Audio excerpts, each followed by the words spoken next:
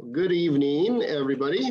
My name is Carl Green, and I am the Community Development Educator with La Crosse County.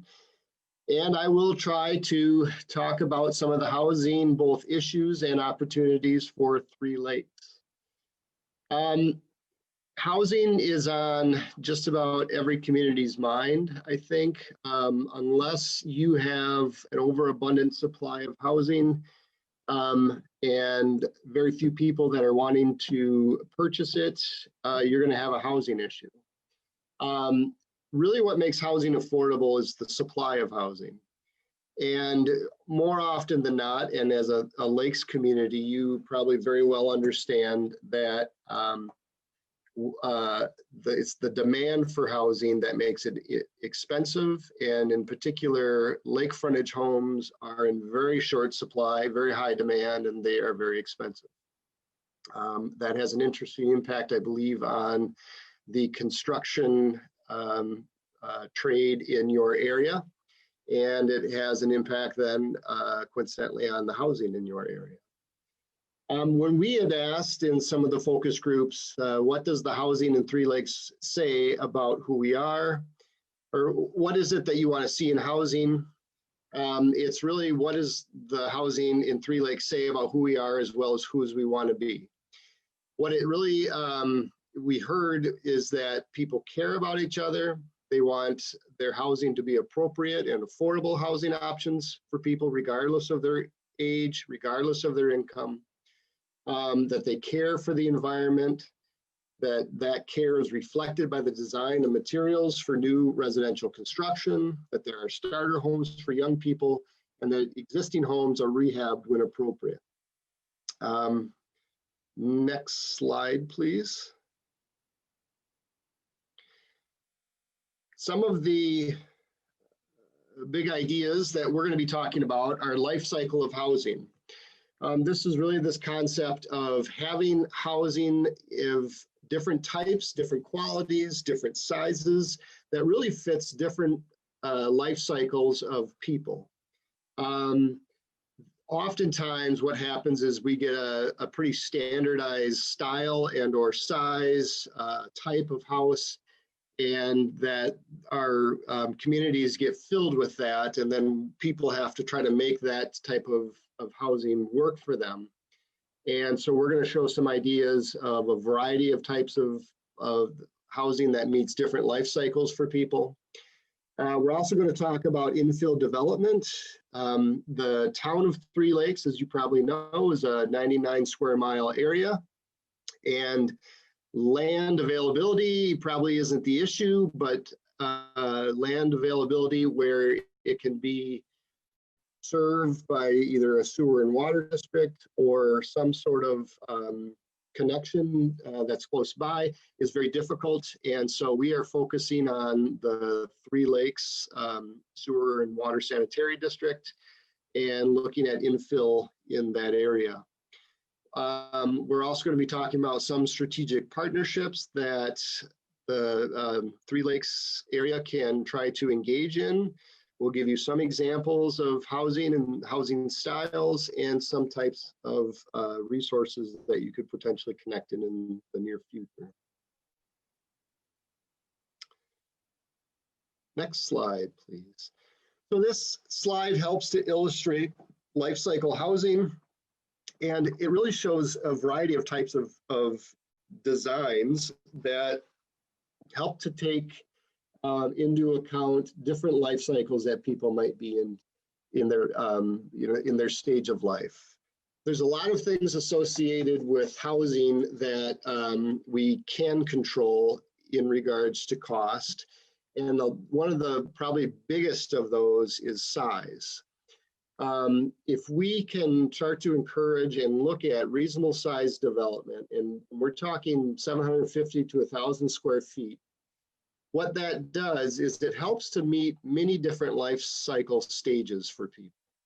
You can house young workers, you can house starter families, retirees, and maybe even a potential market of people that want to get away to the Three Lakes area, but they don't necessarily need to be right on the water. They could bring their boat, They could access water, they could access the chain of lakes. There's a variety of lakes they can go to, but they don't necessarily have to be right on the water. And if there was development that had that sort of right size where it's 750 to 1,000 square feet, there could be use for just a wide variety of different types of buyers and potential even renters.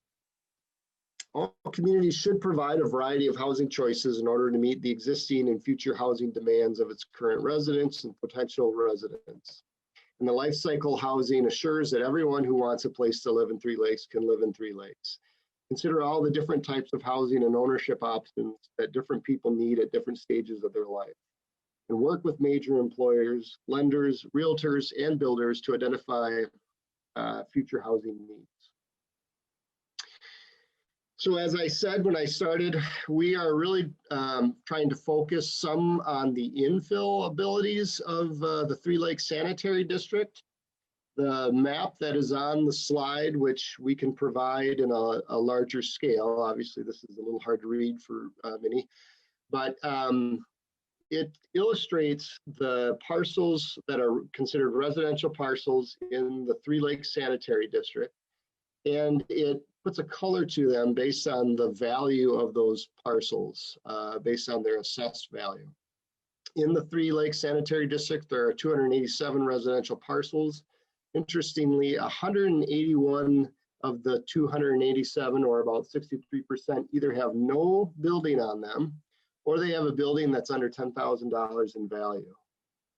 So how do we encourage redevelopment or even just development on some of these open parcels within the sanitary district? The benefit of this is that the sanitary district has some infrastructure in place. Some of it, as we heard in some of our listening sessions, has been improved. Some of it yet needs to be improved. But the existing infrastructure reduces some of the costs of construction if you're not having to put in a well and a separate septic system. And it allows for a little bit denser type of design in the either neighborhoods or the subdivision or the area that you're developing. Local housing uses or issues are a mix of issues. High-end housing for adjacent properties is very, very common, I think, in and around any place that borders a lake. Again, this is due to the demand. I think a lot of the local construction probably meets that capacity. And so in order to find a contractor or somebody that's going to be willing to build some of the smaller stuff, it's very hard because you're competing against those larger homes, those lake homes. And so really, how do you start to get enough design ability or demand by people so that the contractors start to look at that as an option? And perhaps you start to get contractors that actually come up with that style of design, the smaller design, more compact designs as their niche. They'll only do that if there's an adequate market for that. And it's a chicken and the egg type of a thing. There's not an adequate market and there's not contractors that are building it. How do we also convince some of the people on these vacant lots to possibly start to sell those vacant lots? How do we get the push of those vacant lots into the market so that they can be developed on when there's so many that are not developed on? Next slide, please. The graph I have here illustrates the Three Lakes Sanitary District's residential value ranges. And you can see very few homes are in the 150 to 200,000 and above. And again, as I said, 63% rest in the two columns on the left, either unimproved lots or lots with improvements under $10,000. So there are challenges here, obviously. We need to figure how to fix up existing homes and yet only to a point where it makes sense to do that. Some homes, either because of poor construction materials or the dilapidated nature of them, need to simply be replaced. And truly, there aren't enough homes to meet the demand for housing that we see in the area. Many lots are owned by adjacent homeowners who enjoy having a large lot, and yet that lot is its own individual parcel and could be developed on. And many downtown homes, as we heard, are rental. Next slide. This graph illustrates some of the homes that are sold in the Three Lakes town. And so we're looking at the entire town here. And the upper portion is the homes that are sold on the open market. The lower portion is homes that are not sold in what's considered a market sale. And that can be a lot of different types of sales. It can be a property that's transferred between family members. It could be transferred into a trust. It could be transferred between ownership partners if a couple of different partners own the property. It could be foreclosed on. But the point here really is to show that while there's a large volume of properties sold in Three Lakes, a very small portion of those are actually sold on the open market, where you have a willing buyer and a willing seller. And there's something to be said about that, and should probably be tried to explore a little bit further of what is the reason for that. Is the market so tight that it's you don't even need a realtor, because somebody just by word of mouth is able to sell it to somebody else, and it's not really exposed to the full market pressure. Next slide, please.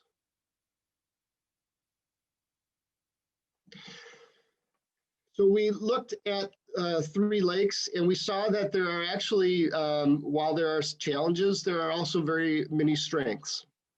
Many vacant lots, underused lots within the sanitary district. I mean, that really is, while it's maybe a bit of a conundrum of how do we change that, it's something that is unique, I think, and isn't always the case. If you had structures that were already existing and they had less than desirable uses, let's say dilapidated rental, or they were being used for any other type of use, you have then a difficult run trying to get that property into a better use, especially if the property is dilapidated. Where you have no structures standing there, you are potentially one owner away from getting that lot to be developed. And so the vacant lots or underutilized lots within the sanitary district really is a strength for Three Lakes. Also, there's very flexible zoning in Three Lakes, and while it's county zoning, it's shared between the town and the county. And what the town is favoring, we think that the county is probably going to be favorable to that.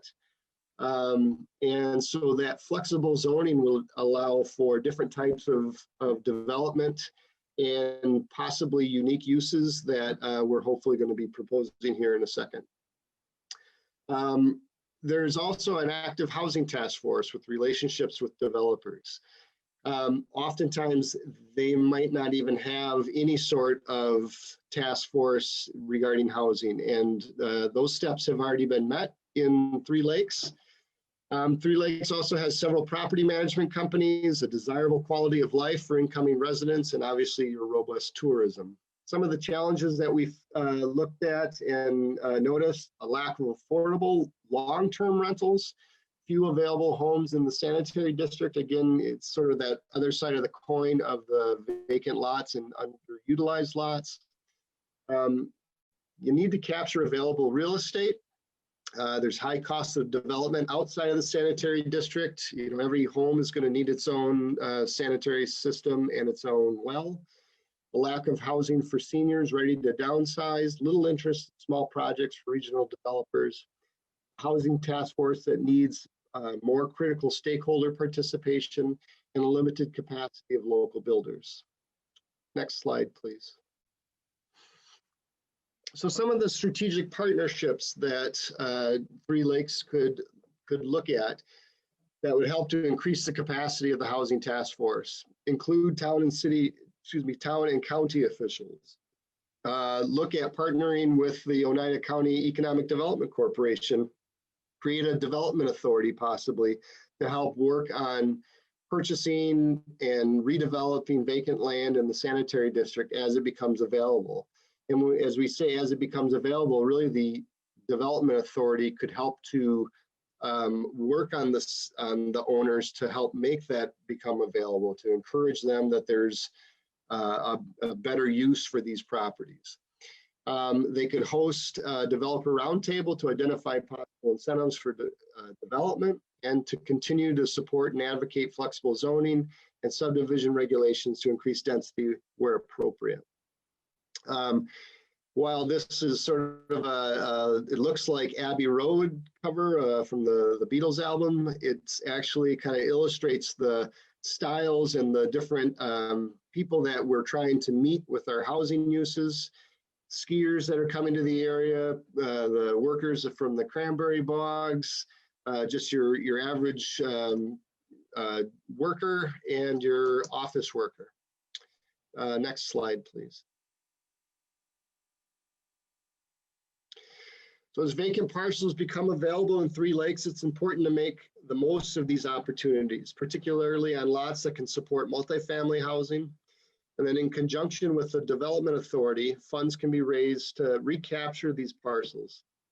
Funding from a variety of sources could be considered, including leveraging funds from local and regional nonprofits such as Habitat for Humanity, your community foundation, an organization called NeighborWorks, which is a kind of a multi-state organization, as well as state and federal programs such as WEDC, and even private donations, both of land and capital.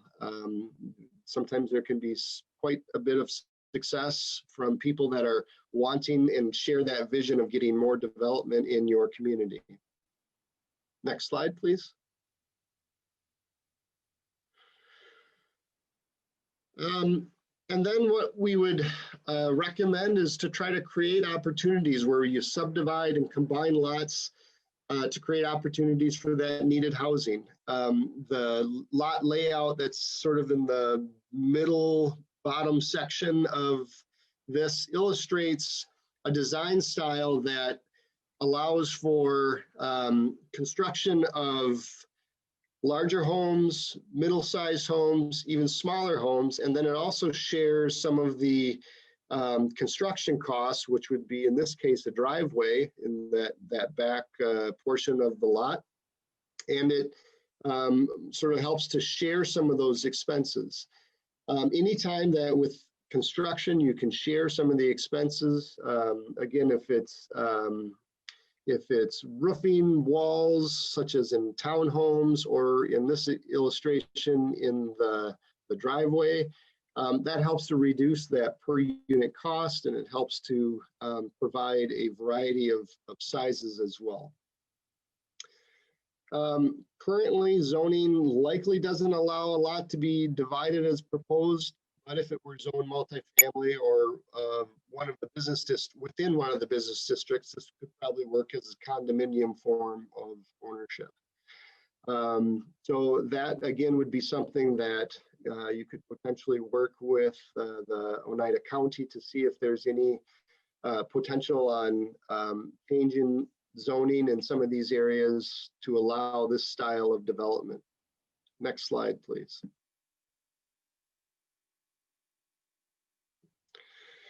There are many ways to add more home options in the town.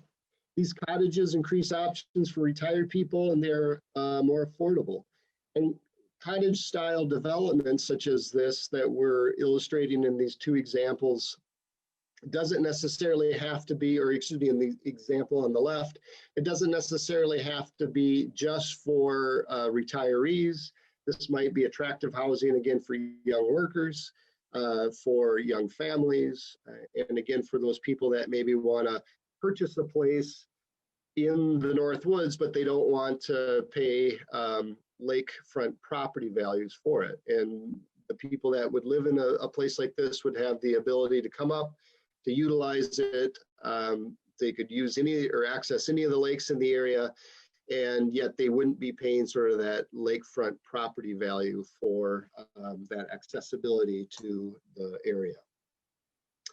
Next slide, please.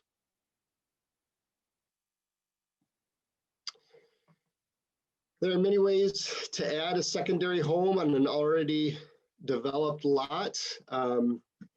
The garage conversion, obviously the addition, or the what we call the cottage style, which is sort of that back home or granny flat type of a style.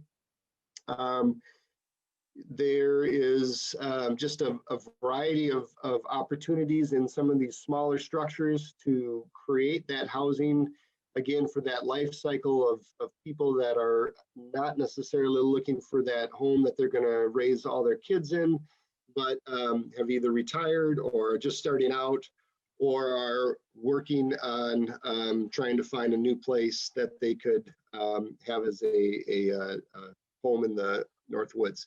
Next slide, please.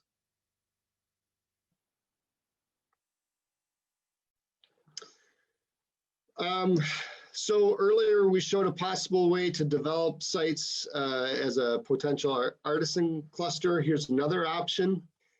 This is at the corner of Anderson Street and the Three Eagle Trail. This is actually a vacant lot, and we called it the Three Greens Cottage Cluster at Anderson Street. There are 3 open spaces, which we are terming the Three Greens, and then we have small houses clustered around them. There are a total in this development of 16 units with detached garage. We have minimal space between units. One design is a 2-bedroom, that's 900 square feet. The second is a single bedroom with a sleeping loft, 700 square feet. Both designs have a small entry deck and screened porch, and they have detached garages, again, allowing people that ancillary space to park boats, to park stuff that they need for everyday living, but it's not necessarily tied to the house or directly adjacent to the house. Next slide, please. In this example, there are 2 24-unit 2.5-story buildings with a shared entrance with an elevator and central stairs. Each building has an enclosed stair at both ends. On the main floor, the 12 units are 775 square feet. Second 12-level units are 775 square feet with 420 square foot lofts. And then in the northwest of the property, there are 4 to 6 townhome units. These may be 2-story or even 3-story with a garage on the main level. And again, what this is making use of is sort of that shared space. When you have shared sides or shared roofs, you're really reducing your cost per square footage and making it more affordable. And these are in addition to not having those shared spaces, but they're also at a size that would be affordable based on, even if they're built to a very high quality. Next slide, please. Some other opportunities for mixed incomes. This is north of Anderson Street at West School Street. What we're trying to capture here at this open parcel is the potential for lake views. This was a 2-level townhouse development with 12 units of 2,400 square foot maximum, above parking and grade level entrances with a bonus room. They have elevated decks, and they offer distance lake views. Vehicular access is through a tunnel to either a center motor court serving 8 double garages. Placing the garages on the ground or lower floors elevates the living areas for the views, capitalizing on the views of the water. And obviously, if you're putting the garage at ground floor and not having a basement, that reduces your expenses Next slide. We're also suggesting to encourage mixed-use infill development downtown. This is an example, Nelson and Superior, adjacent to the Visitor Center and the park, depicts a retail storefront main building with units stepping back to expose the park area and a promenade to the lake and the alley. The space provided in the front due to the design step backs becomes an open plaza or a sort of a meeting area. This is a two-level housing above retail with balconies for, again, that park or lake view. Next slide. This slide just helps to link some of the federal and state resources that could be considered with regard to some financing options, as well as even lender state WIDA lender connections, and even the Wisconsin Towns Association that might have some programming available. Next slide, please.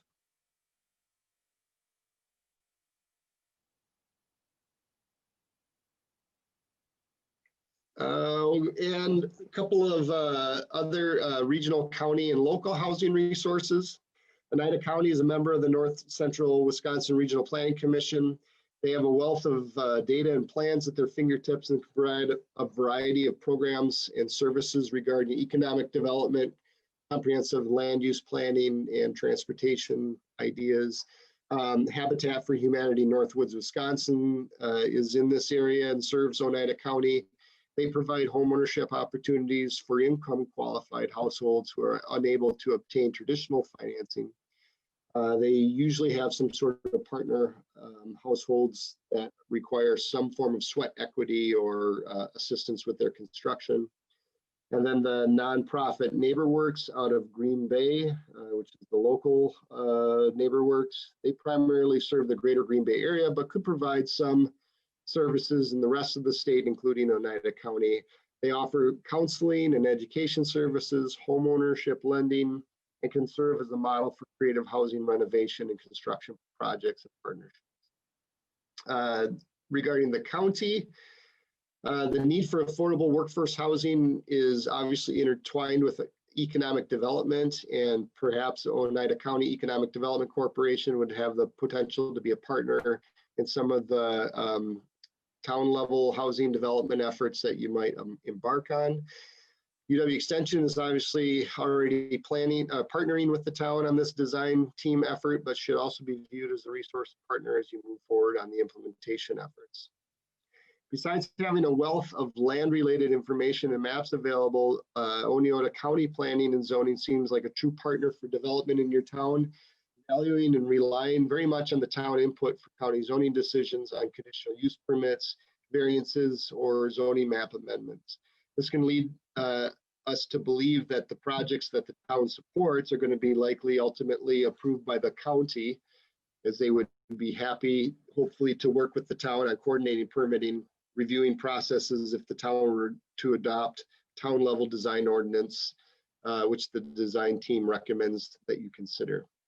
The county zoning ordinance also has provisions that are highly supportive for a variety of potential housing developments, such as no minimum dwelling unit size requirements and the allowance of accessory dwelling units in conjunction with single family residents. Both your business districts allow residential development with no maximum density restrictions and very small setbacks from roads and lot lines, all of which really allows for that flexible housing development. Your town has a community foundation. This is unusual and very impressive. It speaks to how much you care about your town. You also have an array of organizations, businesses, nonprofits, and people that can help you achieve your goals.